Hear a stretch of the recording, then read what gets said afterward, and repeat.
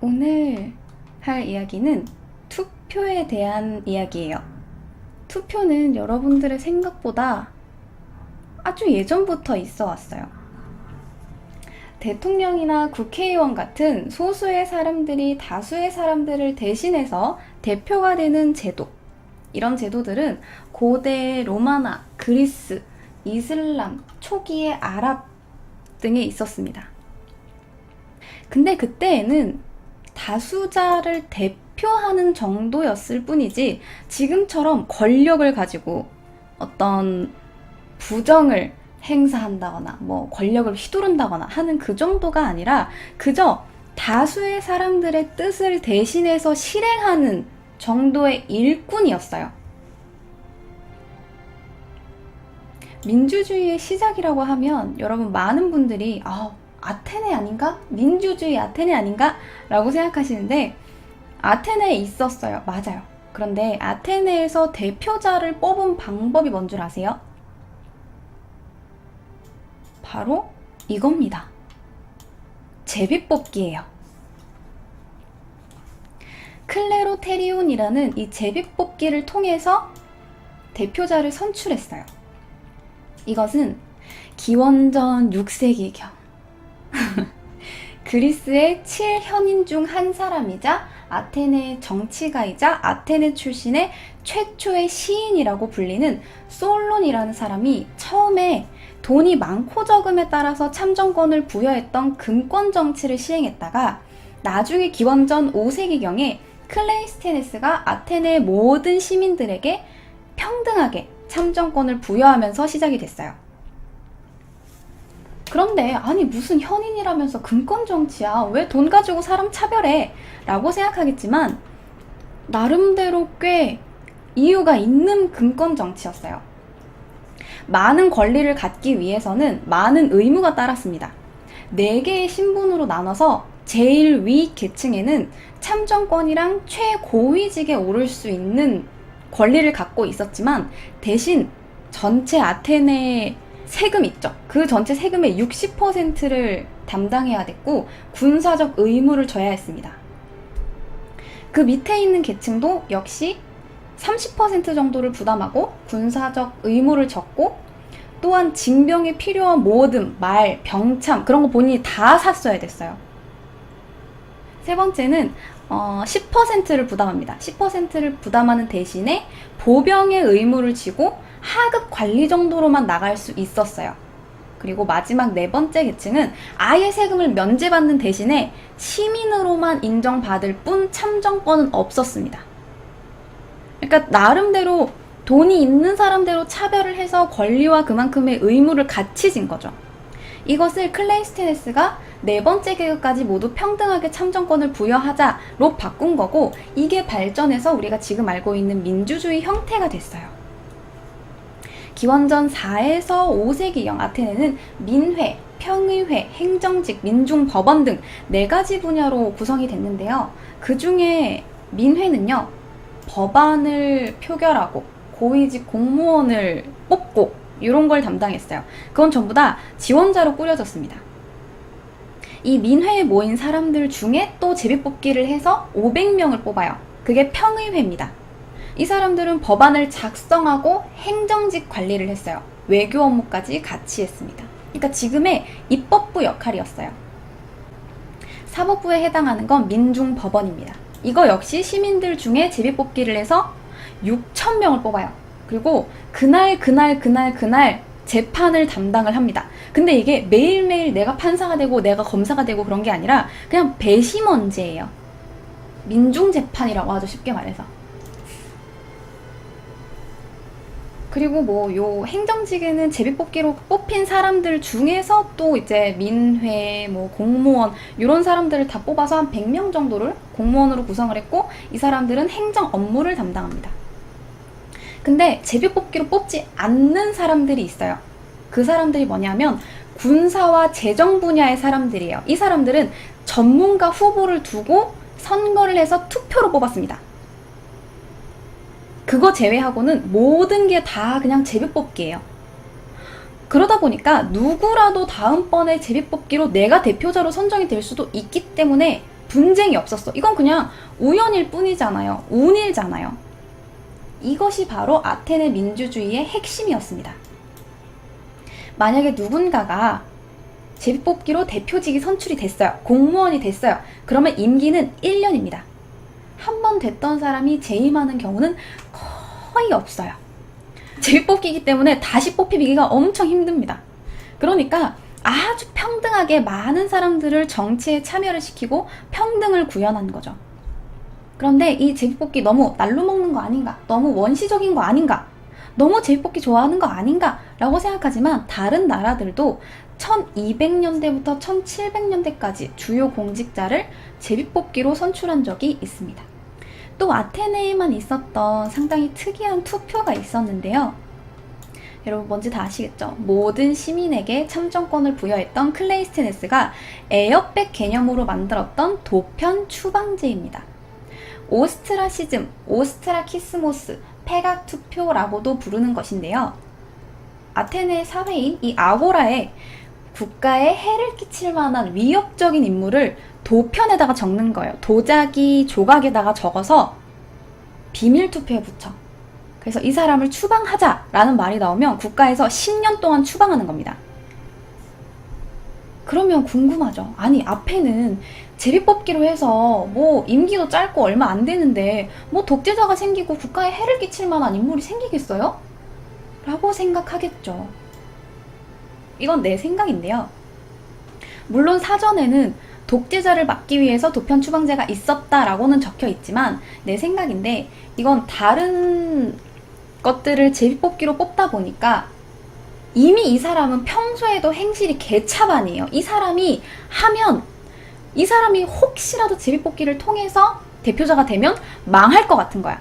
그러면 그 사람을 미리 뽑아서 추방을 시키는 거예요.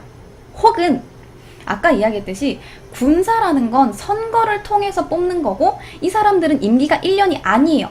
그러다 보니까 이 군사 독재를 할 만한 위험이 있었고 그랬기 때문에 독재자를 미리 추방할 요량으로 이 도편 추방제를 실시를 한 거죠. 싹이 노란 놈을 미리 잘라버리는 겁니다. 그래서 이 도편 추방제는 어떻게 진행이 됐냐면요. 일단 추방될 인물을 민회에서 정해요. 오늘 라임이라는 사람을 추방을 하는 투표를 시행을 하도록 하겠습니다. 자, 오스트라키스모스 진행합니다. 시행 가부를 거수를 결정하겠습니다. 여러분들 이 도편 추방제를 시행할지 말지 여러분들 거수해주세요. 이래가지고 일단 손을 들어 이 사람을 투표에 붙일지 말지를 먼저 거수를 합니다. 그래서 거수자가 많으면 그때 이제 도편 추방제를 실시를 하는 거예요. 처음에는 근데 이게 그냥 사회의 악을 미리 뿌리 뽑자라는 생각으로 개혁의 일종으로 시작을 했지만 시간이 지남에 따라서 점점 이 사람이 전혀 독재의 씨앗이 아닌데 그저 정쟁에 이용이 되는 경우도 많았어요. 때문에 이 도편 추방제는 기원전 400년경에 사라졌습니다. 말만 들으면 우리 엄청나게 민주적이고 다수결을 통해서 아주 평등하게 이루어지는 사회라고 생각을 하지만 그렇지만 이 아테네에도 맹점이 있었어요. 당시에는 여성들은 소유물일 뿐이었습니다. 당연히 여성들은 시민이 아니에요. 때문에 참정권이 없습니다. 남성들로만 이루어진 제비뽑기였고 너무나 다수결 원칙에 집착을 해서 국정 사안을 전부 다 다수결에만 의존하는 중우 정치의 가능성이 있었어요. 가장 대표적인 사례가 바로 소크라테스의 죽음입니다. 소크라테스는 여러분들 아시다시피 그리스 아테네에서 조각가의 아들로 태어나서 세계 4대 성인이 된 철학자인데요. 소크라테스는 평소에도 검소했고 자주 사색에 잠겼고 정치에도 어느 편에 서지 않았고 사람들과 철학적인 대화하기를 상당히 즐겼어요. 대화를 하면서 답을 찾아가는 이것을 소크라테스의 문답법이라고 불렀어요. 이렇게 서로 대화를 하면서 사람들은 스스로의 무지를 깨닫고 철학적인 생각을 하게 되는 거죠. 그런데 사람들은 이 문답법을 좋아하지 않았어요. 얘기하다 보면 내가 되게 멍청이가 된 것 같거든요. 쟤는 맨날 쓸데없는 질문만 하고 다닌다고 사람들이 그다지 좋아하지 않았고 그 전에 소크라테스가 과두 정치를 비판하는 행동을 했어요. 이야기를 하면서 과두 정치는 좋지 않다라고 자기 제자들한테 이야기를 했기 때문에 그거에서 이미 눈엣 가시가 됐고, 이것저것 합쳐져서 결국 나라에서 인정한 신을 믿지 않고 젊은이들을 현혹시켜서 잘못된 길로 인도한다라면서 기소가 됩니다. 수백 명의 배심원 앞에 섰어요. 수백 명의 배심원 앞에서 딱 둘이 있어요. 고소인과 피고소인 딱 둘입니다. 변호사 같은 건 없어요. 자기 주장을 펼치는 식으로 재판은 진행됩니다. 재판은 시민 중에 아까 이야기했던 시민 중에 뽑힌 배심원들이 투표로 결정을 했고요. 다수결로 이 유무죄를 결정하는 거예요. 유죄로 결정이 되면 다시 고발자가 제안하는 처벌과 피고소인이 본인이 생각하는 처벌, 이 두 가지 중에 또 채택을 하는 겁니다. 그러니까 1차로 나는 이 잘못을 하지 않았어. 아니, 넌 이 잘못을 했어. 라고 하면서 내가 유죄인지 무죄인지 정하고요. 만약에 무죄면 끝나는 거고 유죄면 또 2차 판결이 됩니다. 2차 판결에서 나는 얘한테 사형을 줄 거야. 아니야, 난 사형까지는 아니야. 라고 하면서 또 거기서 2차 판결로 형량이 결정이 되는 거예요. 그래서 재판이 두 번이에요. 이 첫 번째 재판에서 소크라테스는 자기는 특정 당파에 소속되지 않았다. 나는 죄가 없으며 만약에 내가 죽는다면 국가는 깊은 잠에 빠질 것이다. 라는 이야기를 했어요. 조금 자신감이 과했습니다. 그래서 이 첫 번째 투표에서 501명의 배심원으로부터 유죄 찬성이 281표, 반대가 220표로 근소한 차이로 유죄를 선고받았어요. 하지만 근소한 차이로 유죄가 결정되었기 때문에 그렇게 큰 벌을 받을 가능성은 높지 않았어요.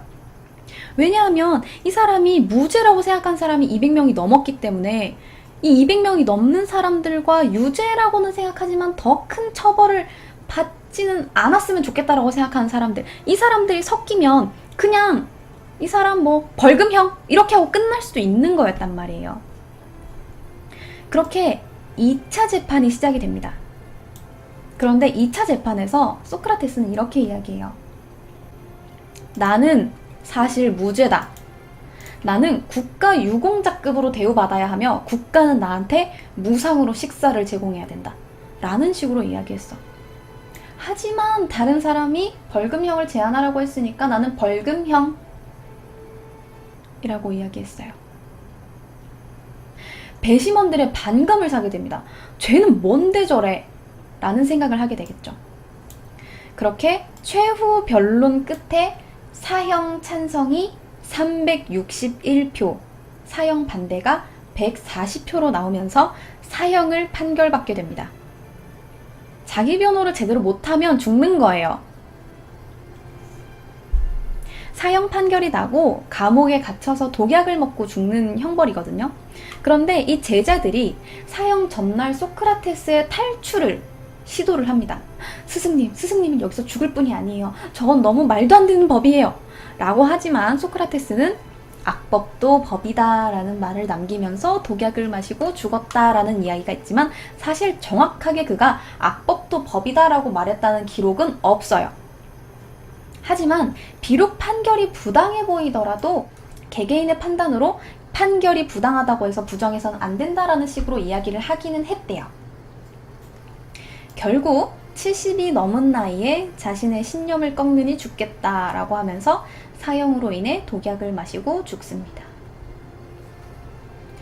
당시 사람들은 이 소크라테스가 매국노도 아니고 폭군도 아니고 그냥 정신적인 스승이었을 뿐 사형까지 때리는 건 너무하지 않았냐? 라는 의견도 많았기 때문에 당시 배심원들은 가장 어리석은 재판관들이라는 오명을 얻고 양심과 선의에 기반하지 않은 그저 감정적으로 다수결에 의해 판단해버리는 이 중후 정치는 독재만큼이나 위험하다라는 교훈을 주면서 이 위대한 소크라테스는 사망합니다. 결국 아테네 역시 몰락의 길을 걷다가 마케도니아에 의해서 망하게 되고요. 지금처럼 누구나 평등하게 투표를 행사할 수 있는 건 아주 오랜 시간이 지나서예요. 시간이 지나. 원래는 납세 능력이 있는 21세 이상의 백인 남성만이 투표를 할 수 있었어요. 하지만 1870년대에 들어서 흑인 남성까지 투표를 할 수 있게 법이 바뀌었습니다. 하지만 그때까지도 여성들은 투표권이 없었어요. 가장 먼저 여성들에게 투표권을 부여한 나라는 뉴질랜드입니다. 1893년이었고요. 영국에서는 그전부터 여성 참정권 운동을 하고는 있었지만 시간이 많이 지난 후에야 참정권을 얻게 됩니다. 1860년대부터 여성 참정권 운동은 있었어요. 근데 그때는 평화로웠어. 그냥 평화롭게 서명운동하고 여성들도 참정권을 주세요 라고 하면서 청원서를 돌리는 정도였습니다. 그런데 1860년대 이후부터 과격한 투쟁을 불사하는 분위기로 바뀌었죠.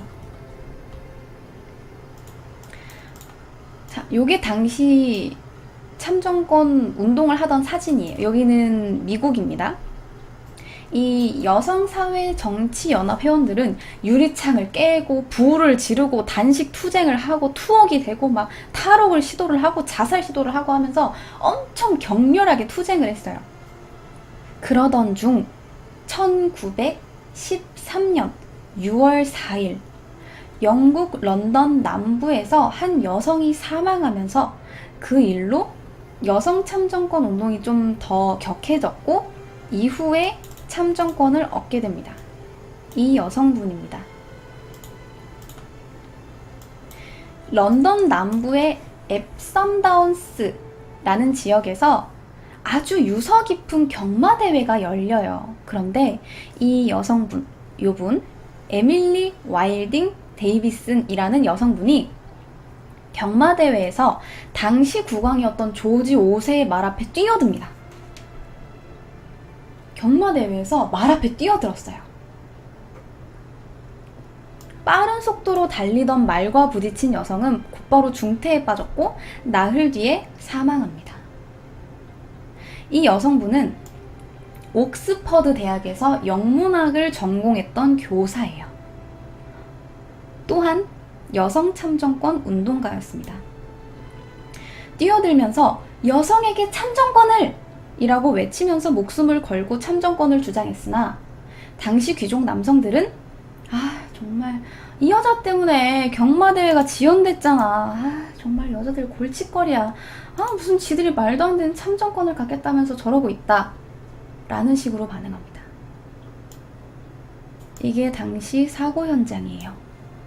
말이 쓰러져 있고 그 옆에 사람이 2명이 누워있죠. 이에 분노한 여성들은 데이비슨의 장례식에 모입니다. 때문에 장례식 자체가 거대한 여성 참정권 시위 현장이 되어버렸어요. 이 사건을 계기로 더 많은 여성들, 더 많은 사회운동가, 인권활동가들이 이 운동에 참여를 했고 여성사회정치연합회를 만든 에멀린 팽크허스트 같은 운동가들의 노력으로 인해서 1918년 여성들에게 참정권이 주어졌으나 30세 이상의 여성들에게만 참정권이 주어졌어요. 아니 남자들은 21세부터 된다면서 왜 여자들은 30세부터야? 라고 해서 또다시 운동을 벌입니다. 10년간. 그렇게 1928년이 되어서야 전 여성에게 확대되어 보통선거라는 게 제도화됩니다. 사실 이 에밀리는요, 목숨을 걸고 하기는 했지만 애초에 자살하려고 뛰어든 건 아니었어요. 그 증거로 경마대회에서 갔다가 돌아오기 위해서 왕복 티켓을 끊었었고요. 당시 12마리의 말이 먼저 사고 현장을 지나쳤고 왕의 말을 비롯한 3마리 말이 뒤에서 달려오고 있었기 때문에 에밀리는 모든 말이 지나갔다고 생각을 해서 시위를 벌이려고 뛰어들었는데 말이 바로 치고 들어온 거죠. 그렇게 사고를 당한 겁니다. 게다가 이 일로 인해서 이 말이 하필 왕의 말이었어요. 왕의 말이었던 이 앤머라는 이름을 가진 말이 부상을 입어서 결국 안락사까지 당합니다. 그렇게 영국에서 먼저 여성들이 참정권을 얻었고, 미국에서 역시 여성들이 백악관 앞에서 쇠사슬로 몸을 묶으면서 투쟁을 했고, 많은 사람들이 투옥이 되고 격렬하게 투쟁을 한 끝에 1920년에 투표권을 얻게 됩니다. 이게 바로 고대 그리스에서부터 현대 유럽, 미국, 다른 국가들 여성들이 참정권을 얻게 된 과정이고요. 우리나라의 경우 최초로 여론조사를 실시한 건 무려 1430년입니다. 역시 세종대왕이죠. 억울하게 세금을 더 많이 내는 백성이 없도록 제도를 개혁하려고 했고, 백성들의 의견을 듣기 위해서 대대적인 여론조사를 시행합니다. 이게 바로 1430년에 시행된 국민투표예요. 당시 투표 인원은 조선 인구의 4분의 1에 달하는 17만 명입니다. 당연하게도 이때 노비와 여자, 어린이를 제외한 남성들에게만 이루어졌어요. 하지만 촌민, 상민, 양반, 기타 등등 모든 계층이 거쳐서 투표가 진행이 됐습니다. 이때는 어떻게 하냐면 일일이 관리들이 찾아가요. 일일이 관리들이 찾아가서 지금 왕께서 이러한 제도를 실시하려고 하는데 찬성입니까 반대입니까를 물어봐요. 의견을 묻고 대답을 듣고 기록을 하는 형식이기 때문에 이 여론조사만 5개월이 걸립니다. 투표 결과 시행이 9만 8천 명 찬성했고요. 7만 4천 명이 반대했다고 응답했다고 합니다. 역시 세종입니다. 집까지 찾아갑니다. 그리고 지금 대표자를 뽑기 위해서 현재와 같이 투표권, 참정권을 얻게 된 건 우리나라 1948년 시행된 제1대 총선을 통해서입니다. 당시 투표권을 받기 위해서는 선거사무소라는 곳에 가서 등록을 해야 되는데, 이 선거사무소에 등록한 여성들의 숫자가 전체 인구의 89%였다고 합니다. 하고 싶은 거야. 해야 된다고. 투표를 이렇게나 하고 싶어 했다고. 우리나라가 지금 투표율이 지금 80%가 안 되는데 여성들이 투표권을 얻기 위해서 등록한 것만 89%가 넘는다고요. 이후 4.19 혁명, 5.16 쿠데타, 유신투쟁, 군사독재 저항, 5.18 민주화운동, 6월 민주항쟁, 3.15 부정선거 등을 통해서 지금과 같은 아주 많은 투표 과정을 통해서 지금과 같은 제도가 확립이 되는데, 그 중에 눈여겨볼 만한 것이 바로 8대 총선입니다. 8대 대통령이었던, 5대 대통령, 9대 대통령? 아무튼 8대 대통령이었던 이 박정희 대통령 때 통일주체 국민회의를 통해서 직접 선거가 아니라 간접 선거를 했어요. 그러니까 서울 장충체육관에 모여서 선거를 진행을 합니다. 500여 명의 추천으로 단독 입후보해요. 혼자 후보로 나와서 혼자 얘기를 해요. 내가 대통령이 되면 이렇게 하겠습니다. 투표를 딱 한 다음에 자, 투표합시다 라고 해서 99%의 투표율을 달성을 하고요. 득표수가 90%가 넘습니다. 그렇게 혼자 빰! 당선이 됩니다. 그게 바로 박정희 대통령이에요. 자, 깔 의도는 없었어. 우리나라에도 이런 간접 선거가 있었다는 거예요. 지금 간접 선거를 하는 나라들은 꽤 많아요. 지금도 미국은 간접 선거를 하고 있죠. 그렇기 때문에 트럼프가 당선이 됐죠. 그리고 아직도 국민 전체에게 참정권을 부여하지 않은 나라가 있어요. 어딜까요? 여러분들 많은 나라가 생각나시죠? 북한도 있을 것이고, 중국도 있을 것이고, 많은데요. 그 중에 하나가 바로 바티칸입니다. 로마에 있는 가톨릭 중심의 교황이 있는 그곳. 바티칸은 추기경들이 선거를 통해서 뽑는 콘클라베를 실시합니다. 콘클라베는 열쇠가 있는 작은 방이라는 뜻이에요. 투표는 무기명으로 이루어집니다. 3분의 2 이상의 득표수가 나올 때까지 계속해요. 계속합니다. 나올 때까지. 그래서 투표 용지를 태워서 결과를 밖에 알려요. 투표가 아니기 때문에 추기경 사이에서만 투표를 하고 밖에 사람들은 몰라요. 성 시스티나 성당에서 이루어지는데 그때가 되면 완전 다 폐쇄를 하고 닫아 걸어버립니다. 때문에 이 콘클라베가 실시가 되면 성당에서 검은 연기가 나면 아, 교황이 뽑히지 않았구나 라고 생각을 하고 흰 연기가 팍 하고 나면 그제서야 아, 교황이 결정됐구나 라는 걸 알게 됩니다. 때문에 선거 기간이 되면 모두들 연기 색깔을 주목하게 되죠.